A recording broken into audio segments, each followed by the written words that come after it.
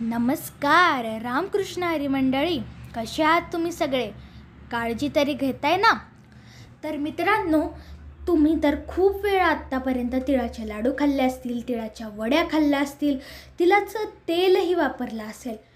पण तुम्ही कधी तिळाचं झाड बघितलं आहे का? तर चला या आमच्या शेतावर फेरफटका मारायला, दाखवते तुम्हाला तिळाचं झाड.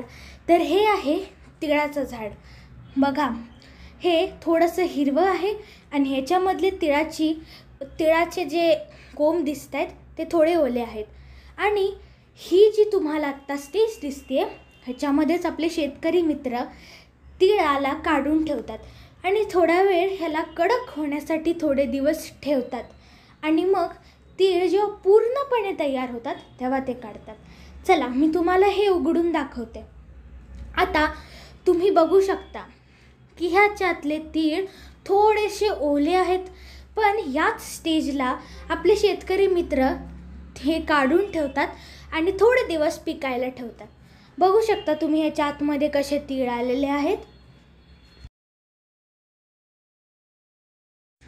आणि हे जे झाड आता तुम्ही बघताय, हे आहे तिळाचं पूर्ण सुकून आणि तयार झालेलं झाड. आणि बघा, आता तोडला ह्याच्यातून तीळ कसे पटापट बाहेर निघाले आहेत. पण नेहमी त्या पिवळ्यावाल्या स्टेजलाच तीळ काढले जातात, कारण ह्या स्टेजपर्यंत जर तुम्ही तीळ ठेवले तर ते खराब होऊ शकतात.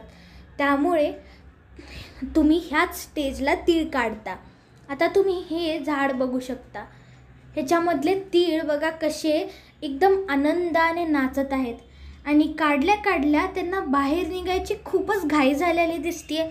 तर मित्रांनो, आपला चॅनल नवीन आहे त्यामुळे सबस्क्राईब करून सपोर्ट करा आणि अजून इन्फॉर्मेटिव्ह व्हिडिओसाठी लाईक करा, सबस्क्राईब करा. रामकृष्ण हरी.